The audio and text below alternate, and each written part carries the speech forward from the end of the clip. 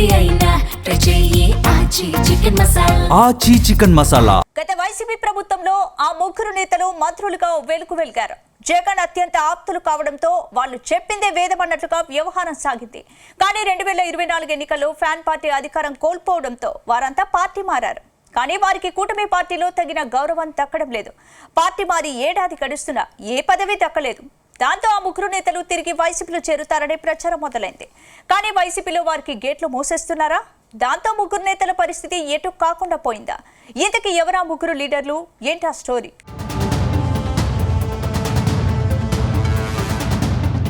AP రాజకీయాల్లో కీలక పరిణామాలు చోటు చేసుకుంటున్నాయి. కూటమి పార్టీలు వచ్చే ఎన్నికలే లక్ష్యంగా తమ వ్యూహాలను సిద్ధం చేస్తున్నాయి. సీఎం చంద్రబాబు కొత్త నిర్ణయాలతో ముందుకు వెళ్తున్నారు. వైసీపీ లక్ష్యంగా టీడీపీ రాజకీయ అడుగులు వేస్తుంది. అటు జగన్ కూడా కూటమి పార్టీలపై పోరుబాట ప్రారంభించారు. త్వరలోనే జిల్లాల టూర్, ఆ తర్వాత పాదయాత్రకు వెళ్లేందుకు రెడీ అవుతున్నారు. ఈ పాదయాత్ర 2029 ఎన్నికల వరకు కంటిన్యూ చేసే అవకాశం ఉంది. ఇదే సమయంలో ఎన్నికల్లో ఓటమి తర్వాత జగన్ను వీడి కూటమిలో చేరిన మాజీ మంత్రులు ఆ పార్టీలో ఒంటరి పోరాటం చేస్తున్నారు. వారికి కనీస గుర్తింపు దక్కడం లేదు. దీంతో ఇప్పుడు వారి ముందున్న ప్రత్యామ్నాయాలపై కొత్త చర్చ మొదలైంది. ప్రస్తుతం వైసీపీలో చేరలేరు, అలాగని కూటమి పార్టీలో ఏ పదవి దక్కకపోవడంతో వారి పరిస్థితి ముందు నుయ్యి వెనక గొయ్యి అన్నట్టుగా మారిందనే చర్చ జరుగుతుంది.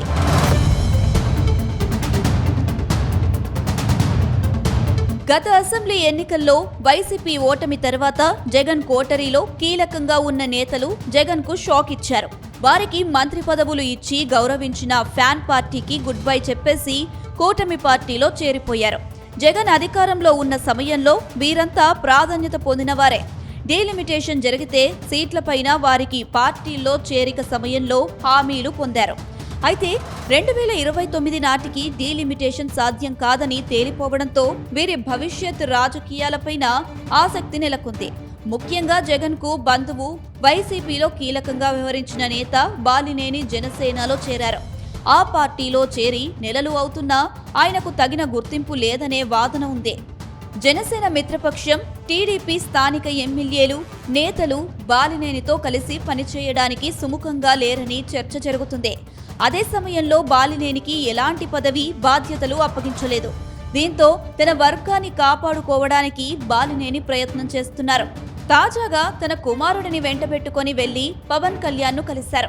డీలిమిటేషన్ జరిగితే తన కుమారుడికి సీటు వస్తుందనే వాదన తెరపైకి వచ్చింది.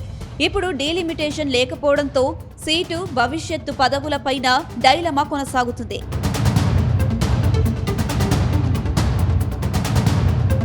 ఇక కాపు వర్గం నుంచి డిప్యూటీ సీఎంగా పనిచేసిన ఆళ్ల నాని పరిస్థితి ఇదే విధంగా ఉందని చర్చ జరుగుతుంది. ఆళ్ల నాని తెలుగుదేశం పార్టీలో చేరి చాలా రోజులు అవుతుంది. నాని చేరికను తొలి నుంచి టీడీపీ ఏలూరు నేతలు వ్యతిరేకిస్తూ ఉన్నారు.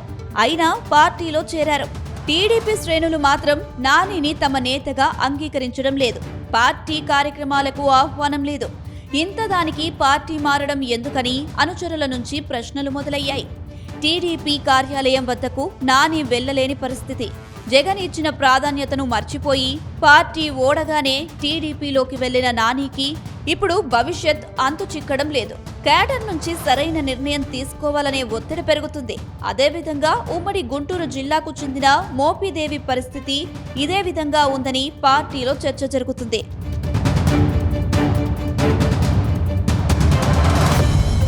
మరోవైపు మాజీ మంత్రి మోపిదేవి వెంకటరమణ 2019 ఎన్నికల్లో ఓడారు. అయినా ఎమ్మెల్సీ చేసి మంత్రిగా జగన్ అవకాశం కల్పించారు. ఆ తరువాత రాజ్యసభకు పంపించారు. అయితే 2024 ఎన్నికల్లో పార్టీ ఓడిన తర్వాత రాజ్యసభతో పాటుగా వైసీపీకి రాజీనామా చేసిన మోపిదేవి తెలుగుదేశం పార్టీ కండువా కప్పుకున్నారు. ఇప్పటి వరకు ఆయనకు ఎలాంటి పదవి దక్కలేదు. టీడీపీ కార్యక్రమాలలోనూ కనిపించడం లేదు. అదేవిధంగా వైసీపీ నుంచి కూటమి పార్టీలోకి ఎన్నికల ముందు వెళ్లిన వారి పరిస్థితి బాగానే ఉంది. కొందరు మంత్రులు అయ్యారు. ఈ మాజీ మంత్రులు మాత్రం ఒంటరి పోరాటం చేస్తున్నారు. ఆ పార్టీలోకి వెళ్లిన తర్వాత వెనక్కు రాలేక, ఆ పార్టీ శ్రేణుల నుంచి మద్దతు లేక డైలమాలో పెట్టారు. అయితే వీరు ఎన్నికల నాటికి తిరిగి వైసీపీలోకి వస్తారనే చర్చ నియోజకవర్గాల్లో సాగుతుంది. కానీ వైసీపీ నేతలు మాత్రం వారికి తమ పార్టీలో డోర్స్ క్లోజ్ అని చెబుతున్నారు. మరి వీరు రానున్న రోజుల్లో ఎలాంటి నిర్ణయాలు తీసుకుంటారో చూడాలి.